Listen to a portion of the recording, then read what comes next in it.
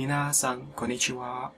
O genki desu ka? Ketemu lagi bersama saya Sabo di channel Sabo Nihongo. Oke, seperti di sesi garis besar, kita akan melanjutkan pembahasan buku Mina Nihongo bab ke-5. Oke, biar tidak banyak makan waktu, kita langsung mulai saja. Oke, seperti biasa, di setiap pembahasan buku Mina Nihongo, saya cuma akan membahas dua hal saja, yaitu kaiwa dan yasasi, yaitu pola percakapan dan pola kalimat. Oke, bab 5. Kaiwa, seperti biasa, percakapan terdiri dari dua orang, dan kali ini di bab 5 terdapat 3 sesi, yaitu 3 sesi percakapan antara dua orang. Oke, judul kaiwa kali ini adalah Kono densha wa koshien e ikimasu ka? Oke. Kono densha wa koshien e ikimasu ka? Kono berarti artinya ini. Densha artinya kereta. Densha, kereta. Wa adalah partikel. Koshien itu artinya nama kota. Nama tujuan. Koshien e adalah partikel yang nanti akan dijelaskan di pola kalimat. Dan ikimasu ka artinya ikimas, artinya pergi. Ikimas. Ka adalah menandakan bahwa ini adalah kalimat tanya. Jadi, kono densha wa koshien e ikimasu ka artinya adalah, apakah kereta ini menuju ke Koshien? Kota Koshien. Oke. Apakah kereta ini menuju ke Koshien? Oke. Kita langsung mulai saja percakapannya. Santos berkata, sumimasen. Sumimasen artinya permisi. Koshien made, Koshien nama kota, made sampai. Ikura desu ka? Ikura artinya berapa? Ka menandakan bahwa kalimatnya desu adalah partikel. Jadi, Koshien e made ikura desu ka artinya kurang lebih, berapa harga kereta menuju Koshien? Koshien, kota Koshien, atau tempat Koshien. Setelah itu, ona no hito. Ona no hito terdiri dari dua kata, yaitu ona. Ona artinya perempuan, no adalah partikel, hito adalah orang. Jadi, ona no hito, seorang perempuan. Seorang perempuan yang ditanya oleh Santos. Menjawab, nah,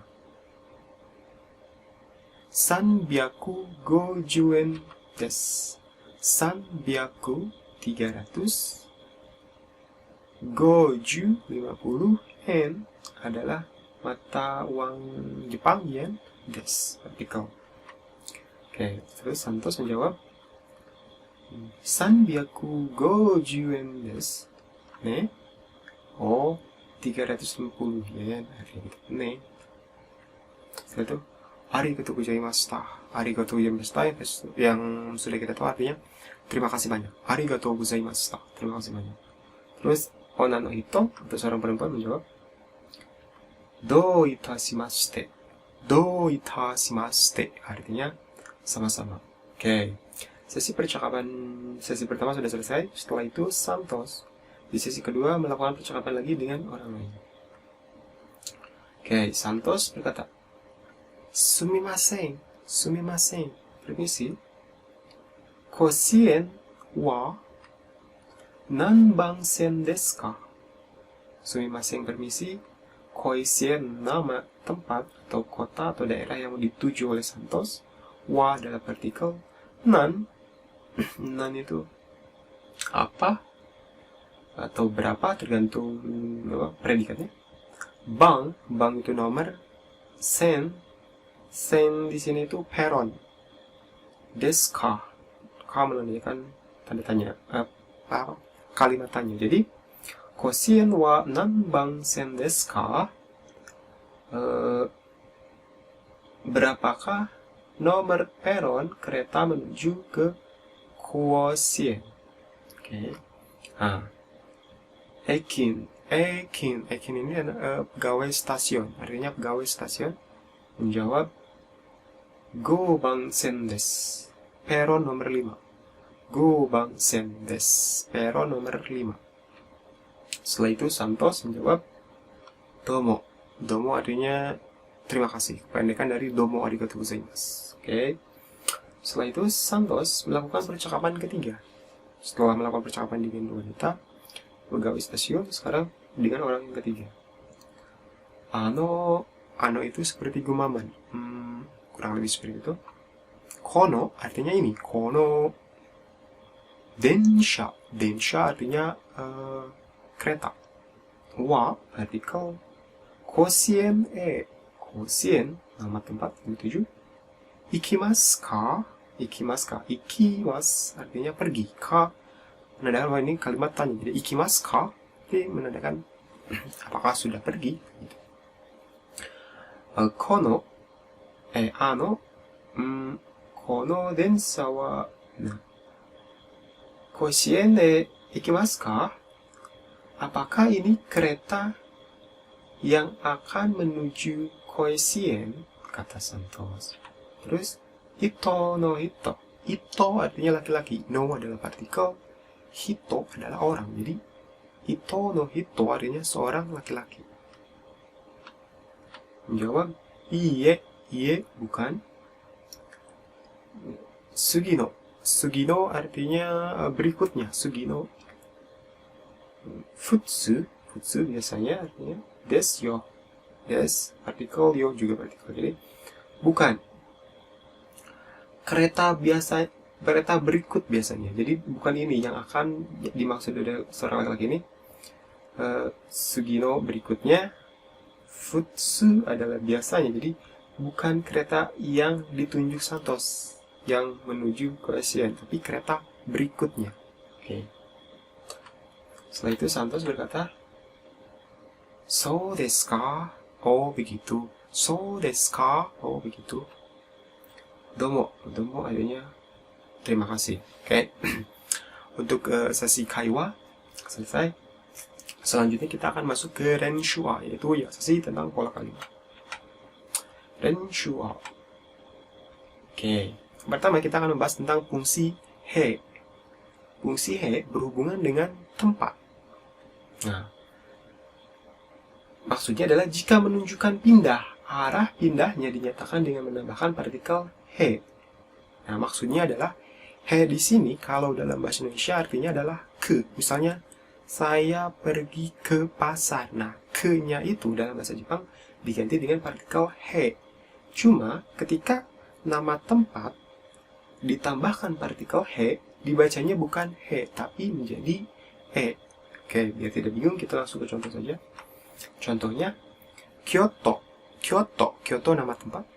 Kyoto e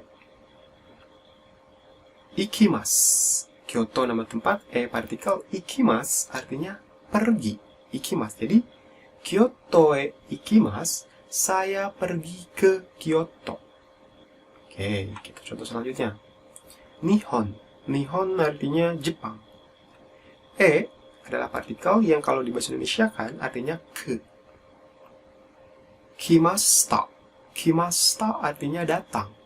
Jadi, Nihon e kimasta, saya datang ke Jepang. Oke. Selanjutnya, Uchi artinya rumah. Oke, mungkin kalian bingung. Rumah dalam bahasa Jepang bisa juga iye. Tapi iye adalah rumah secara umum.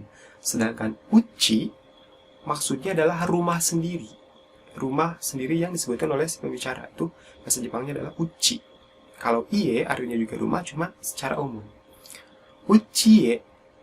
Uchiye. Kaerimasu. Kaerimasu artinya pulang. Jadi, uchi rumah, partikel ke.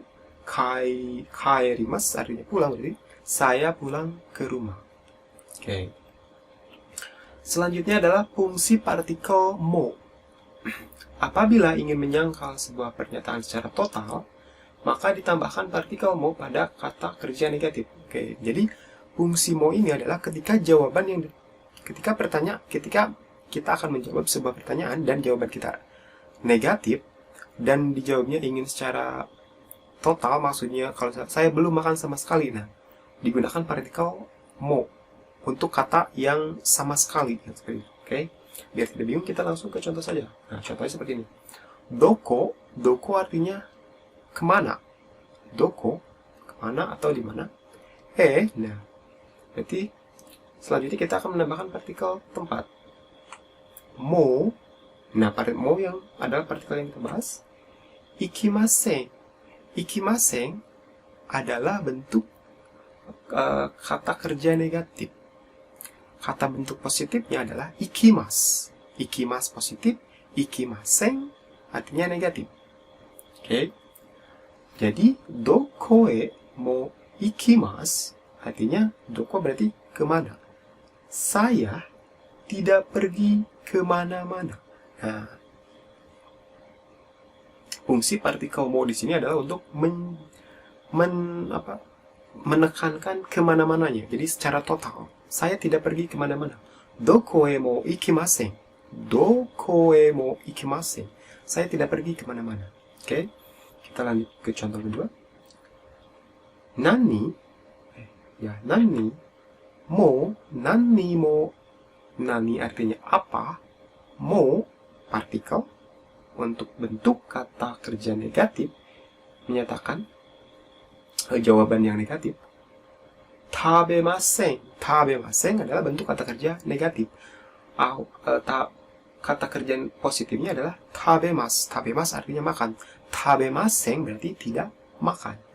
Nani apa? Apa. Jadi nani mo tabemasen, saya tidak makan apa-apa. Nah, fungsi mo sama seperti tadi. Kalau tadi tidak kemana-mana, yang kedua adalah tidak makan apa-apa. Nah, jadi mo itu menegaskan secara total jawaban negatifnya. Oke, langsung ke contoh yang ketiga. Dare, dare siapa? Mo partikel yang akan menekankan jawaban negatif secara total. Kimasen deshita. Kimasen deshita. Kimasen deshita. Kimas. Awal katanya dari kimas, kata kerja positifnya. Kimas artinya datang. Berarti kimasen deshita artinya tidak datang. Berarti dare siapa?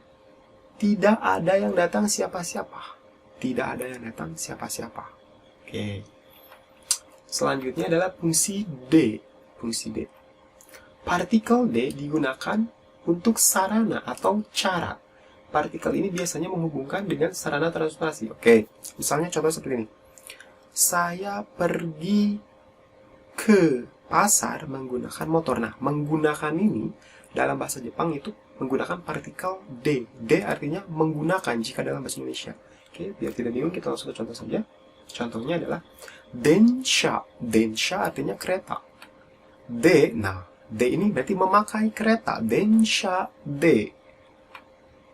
Ikimas. Ikimas tadi artinya adalah pergi. Jadi densha de ikimas artinya saya pergi menggunakan kereta. Oke. Selanjutnya takusi. Takusi artinya taksi. Taksi. Takusi. Takusi. Taksi. D berarti takusi de menggunakan taksi. Kimasta. Kimasta artinya datang. Kimas. Kimasta datang. Jadi, saya datang menggunakan taksi. Oke, jadi saya ingatkan sekali lagi. D itu fungsinya adalah menggunakan, tapi digunakan dalam kalimat yang berhubungan dengan transportasi. Saya menggunakan mobil, saya menggunakan motor, saya menggunakan pesawat. Nah, berhubungan dengan itu. Oke, kita lanjut. Ke selanjutnya adalah fungsi to. Nah, partikel to digunakan untuk menunjukkan hubungan ketika melakukan sesuatu dengan orang atau hewan. Nah, kalau yang di bab 4, kalau nggak salah, fungsi to itu adalah sebagai kata penghubung, dan artinya.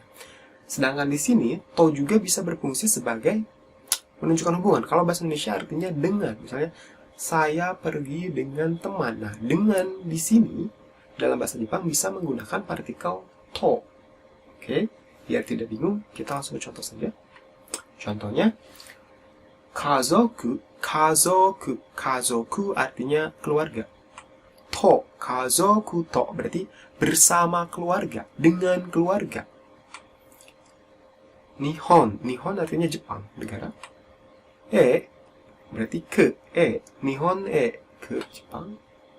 Kimasta artinya datang. Jadi kazoku to Nihon kimasta artinya saya datang ke Jepang bersama keluarga. Nah, fungsi to ini dalam bahasa Indonesia itu dengan atau bersama. Oke. Partikel selanjutnya adalah itsu. Oke, itsu digunakan untuk menanyakan waktu. Selain kata tanya nani, kita menanyakan hal yang lain berhubungan dengan waktu, bisa juga menggunakan itsu. Nah, itsu ini ada kalimat tanya yang fungsinya untuk menanyakan berhubungan dengan waktu. Waktu itu berarti menanyakan jam, kapan, ya berhubungan dengan waktu. Oke, biar tidak bingung kita langsung ke contoh saja. Contohnya, itsu nihon. Nihon berarti Jepang. Ke kimasta ka. Kimasta artinya datang. Ka, partikel ka, di terakhir adalah menandakan bahwa ini kalimat tanya. Berarti kimasta ka. Nihon kimasta ka. Datang ke Jepang. Nah, berarti itunya adalah kalimat tanya kapan. Berarti itsu di sini pengertiannya adalah kapan. Kapan? Itsu nihon kimasta. Kapan datang ke Jepang? Kapan datang ke Jepang? Oke. Contoh kedua, itsu. Mas, si itsu. Hiroshima. Hiroshima nama tempat. Hiroshima. Berarti ke. Menunjukkan bahwa pindah tempat. Seperti tadi partikel yang sudah kita jelaskan. Partikel he, tapi dibaca Hiroshima, ke Hiroshima. Ikimasu ka. Ikimas artinya pergi. Ka menandakan bahwa ini adalah kalimat tanya. Berarti ikimasu ka, pergi, tanda tanya. Kan berarti Hiroshima ikimasu ka. Itsu di sini berarti menanyakan waktu, berarti kapan? Kapan pergi ke Hiroshima? Oke. Partikel berikutnya adalah yo. Partikel yo. Partikel yo ditambahkan pada akhir kalimat berfungsi untuk memberitahukan suatu hal yang belum diketahui oleh lawan bicara atau menyampaikan tanggapan dan pendapat kepada lawan bicara. Oke. Jika kita ingin menyampaikan sesuatu hal, pendapat kepada lawan bicara atau tanggapan terhadap suatu hal, tapi lawan bicara itu belum mengetahui hal yang akan kita sampaikan, maka bisa ditambahkan di belakang kalimatnya menggunakan partikel yo. Biar tidak bingung, kita langsung contoh saja. Nah ini, Hokkaido. Hokkaido nama tempat. Umaga artinya kuda. Hokkaido tempat, umaga kuda. Takusang artinya banyak. Takusang. Imas artinya ada. Imas artinya ada. Nah, berarti di sini dalam kalimat ini ingin menyampaikan bahwa Hokkaido, umaga kuda, takusang banyak, imas ada. Berarti di Hokkaido ada banyak kuda. Berarti ingin menyampaikan informasi kepada seseorang dan seseorang itu belum tahu tentang informasi ini, maka bisa menggunakan tambahkan partikel yo di belakangnya. Jadi Hokkaido umaga takusang imasu yo. Oke, saya ulangi lagi. Hokkaido umaga takusang imasu yo. Di Hokkaido ada banyak kuda. Oke. Kita langsung ke contoh yang kedua. Contoh yang kedua, Maria-san. Maria-san adalah orang yang diajak lawan bicara. Maria. Kono berarti ini. Ice cream artinya ice cream. Oishii desho. Oishii artinya enak. Des adalah partikel. Yo di sini menandakan bahwa informasi ini Maria belum mengetahui bahwa es krim ini enak. Maka ketika kita menyebutkan Maria-san, kono ice cream oishii desho. Maria-san, es krim ini enak. Nah, menyampaikan informasi yang belum diketahui oleh Maria, maka bisa menambahkan partikel yo di belakang kalimat. Oke. Selanjutnya adalah fungsi dari so desu ne. So desu ne. Digunakan jika menyetujui atau sependapat dengan hal yang dikatakan oleh lawan bicara. Kurang lebih so desu ne ini artinya sama dengan so desu ka, yaitu oh begitu. Oh begitu, so desu ne. Oh begitu. Nah, bedanya so desu ka digunakan ketika mendapatkan informasi baru yang belum diketahui kemudian memahaminya. Misalnya kita bertanya, terus jawaban dari orang yang kita tanya, kita belum tahu informasinya, maka kita bisa menggunakan so desu ka, oh begitu. Sedangkan so desu ne digunakan untuk menunjukkan bahwa si pembicara berpikir hal yang sama atau menyetujui hal yang sudah pasti. Jadi kita sudah tahu jawabannya seperti itu dan kita akan bilang, oh begitu ya. Padahal kita sudah tahu informasi atau jawaban orang yang kita tanya, maka tidak bisa menggunakan so desu ka, lebih tepatnya menggunakan so desu ne. Oh begitu. Ya tidak bingung, kita langsung ke contoh saja. Contohnya seperti ini. Ashita, ashita, ashita artinya besok. Wa adalah partikel. Nichiyobi, nichiyobi artinya minggu. Des partikel me. Nah, yang di sini adalah kalimat tanya. Kurang lebih seperti itu.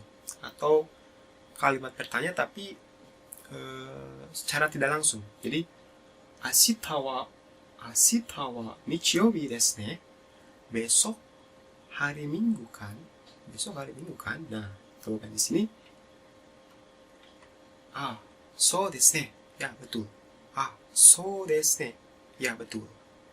Jadi so desu ne, ya betul. Atau ya begitu.